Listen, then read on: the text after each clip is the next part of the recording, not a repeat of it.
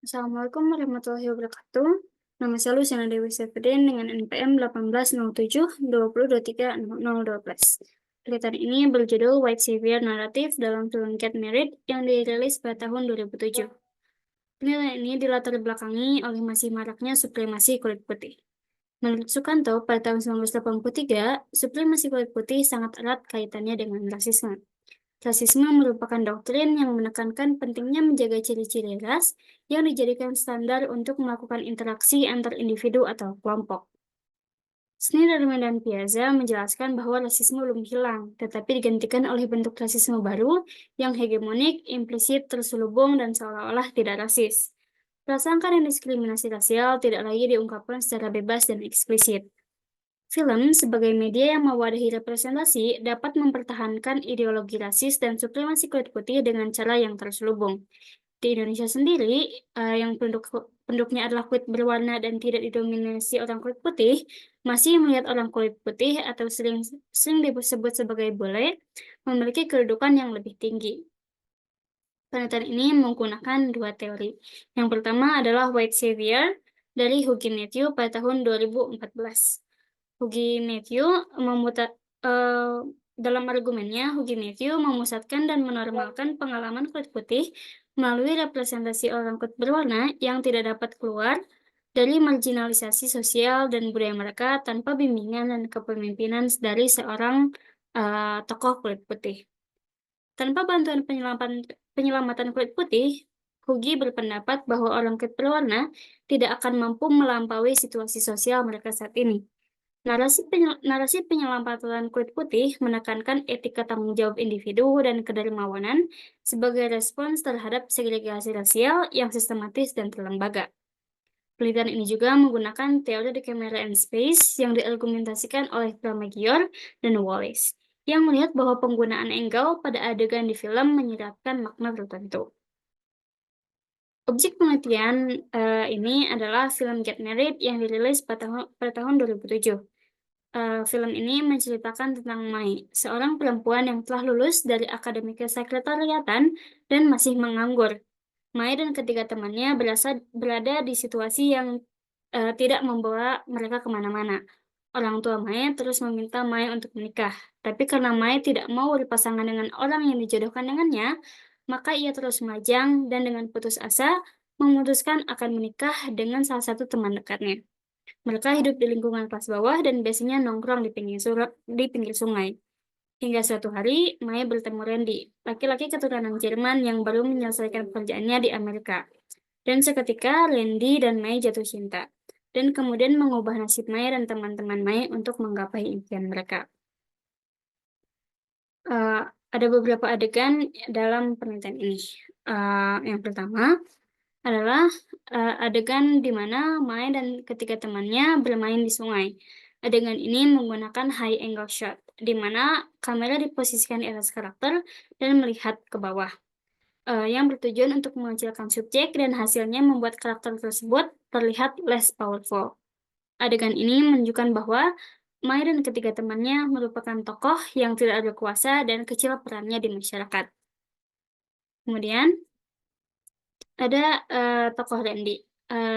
Dalam tiga hasil tangkap layar ini menunjukkan bahwa tokoh Randy sebagai orang kulit putih yang logis dan ditunjukkan oleh dialognya. Yang pertama, yang beginian mah bukan pakai otot, Bob, pakai otak. Kemudian yang kedua, anak kampung nggak bisa diajak pakai otak. Dan yang ketiga, kita orang beradab, kita harus pakai otak. Kemudian di gambar yang paling kiri, adegan ini menggunakan low angle shot, di mana kamera berada di bawah subjek dan melihat ke atas, yang bertujuan untuk membesarkan subjek dan hasil karakter terlihat lebih powerful.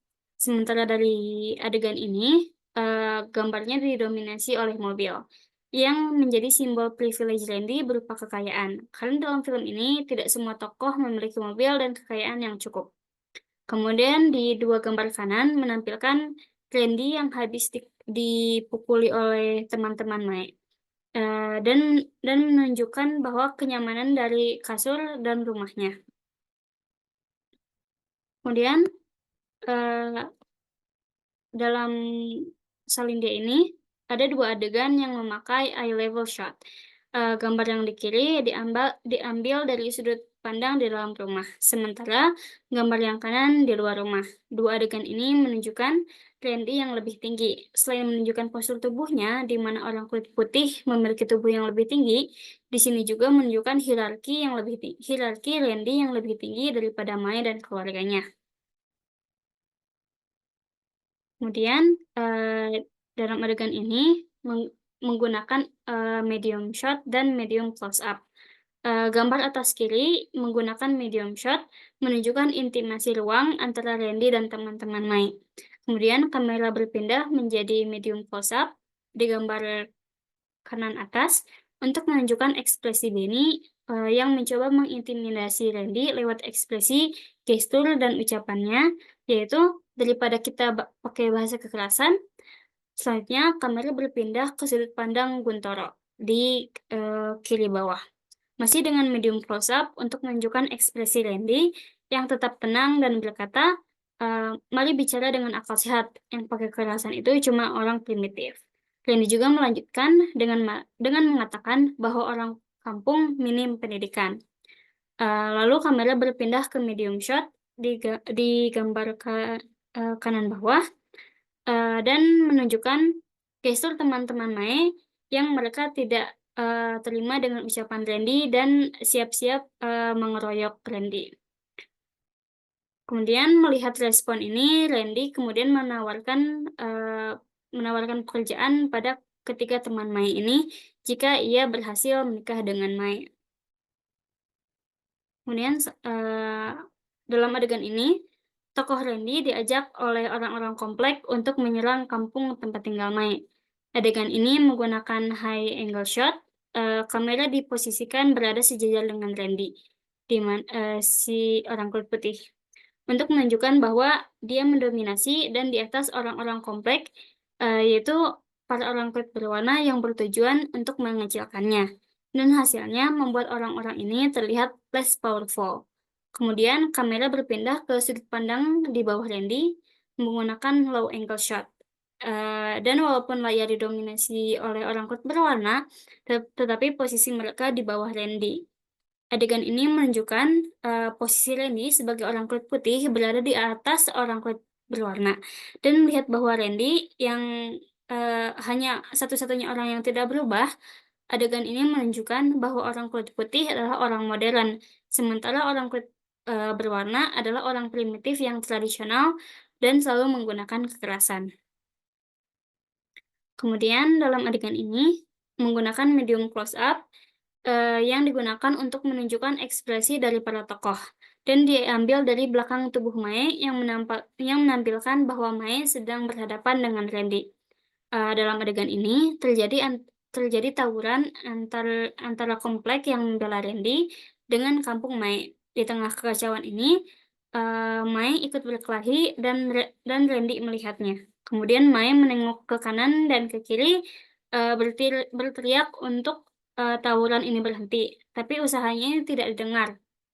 Kemudian saat Randy mengangkat tangan dan menyuruh, tawuran ini berhenti, semua orang yang berkelahi ikut berhenti. Hal ini menunjukkan bahwa usaha besar yang dilakukan oleh orang kulit berwarna, yaitu Mae, tidak dapat mengubah hal yang terjadi. Hanya dengan bantuan tokoh kulit putih sajalah, yaitu Randy, kondisi akan membaik walaupun usaha dari orang kulit putih ini minim. Kemudian adegan berlanjut dengan menggunakan medium shot yang menampilkan bagian, tubuh dari pinggang ke atas dan menunjukkan area sekitar yang penuh orang. Dalam adegan ini, tawuran itu telah dihentikan dan kedatangan Randy mengubah tawuran menjadi perayaan. Gestur Randy yang kembali tegak, dan Mai yang terus berkelayutan menandakan hubungan ketergantungan Mai terhadap Randy sebagai penyelamatnya. Di sini juga, terlihat teman-teman dan keluarga Mai yang bersorak karena kewajiban mereka, atas Mai sudah beralih ke Randy. Di akhir film, diceritakan bahwa Mai sudah menikah dengan Randy dan menikmati hidupnya. Randy, yang dalam tanda kutip "menyelamatkan Mai" dari tuntutan orang tuanya untuk menikah dan terlepas dari kehidupannya di kampung, Randy juga menyelamatkan teman-teman Mai dengan memberikan pekerjaan untuk mereka. Akhir cerita ini ditampilkan lewat foto-foto yang menunjukkan bahwa kehidupan mereka telah memiliki kamera atau sudut pandang masing-masing dan sudah tidak hidup bersama lagi. Oke, dari penelitian ini dapat disimpulkan bahwa high angle shot dalam film ini digunakan untuk mengecilkan tokoh Maya dan teman-temannya yang merupakan tokoh kulit berwarna dan terlihat less powerful. Selanjutnya, low angle shot dalam film ini digunakan untuk membesarkan tokoh Randy yang merupakan tokoh kulit putih sehingga terlihat berkuasa.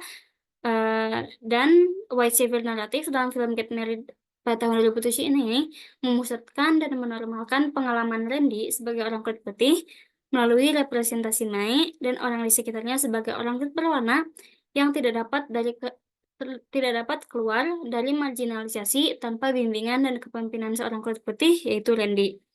Tanpa bantuan penyelamatan Randy, Maya dan keluarganya maupun teman-temannya tidak akan mampu melampaui situasi sosial mereka saat ini.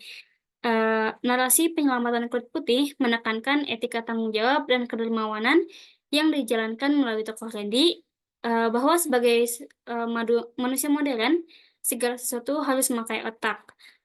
Karena memakai otot hanya manusia primitif, seperti yang dilakukan oleh Maya dan orang-orang di lingkungannya, maupun orang-orang di lingkungan Randy yang merupakan tokoh kulit berwarna. Berikut daftar pustaka yang saya gunakan. Sekian presentasi dari saya. Terima kasih.